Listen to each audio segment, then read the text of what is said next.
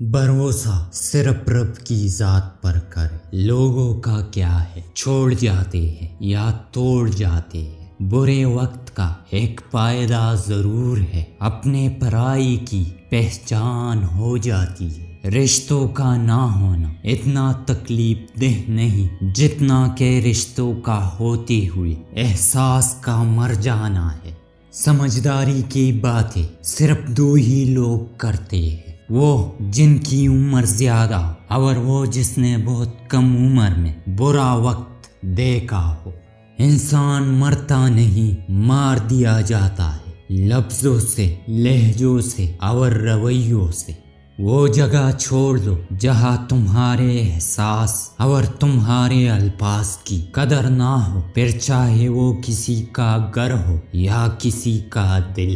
جب عقل مند بوڑھا ہوتا ہے تو اس کی عقل جوان ہو جاتی ہے، اور جب جاہل بوڑھا ہوتا ہے تو اس کی جہالت جوان ہو جاتی ہے۔ انسان شکل سے نہیں، سوچ سے خوبصورت ہوتا ہے۔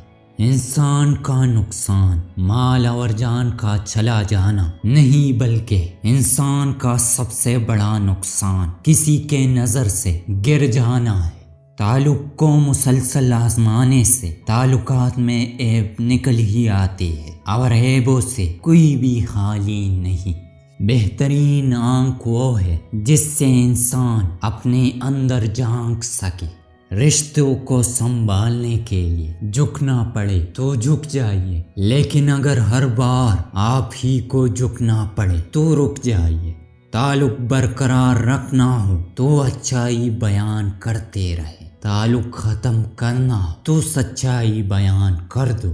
ہر انسان اپنی زبان کے پیچھے چھپا ہوا ہے، اگر اسے سمجھنا ہے تو اسے بولنے دو۔ چار غلطیوں سے بچو، شریف کو بے وقوف مت سمجھو، مکار کو عقل مند مت سمجھو، قاتل کو بہادر مت سمجھو، مالدار کو بڑا آدمی مت سمجھو۔ یاد رہے جب تک اندھیرا نہ ہو، لوگ جگنو کو بھی کیڑا کہتے ہیں۔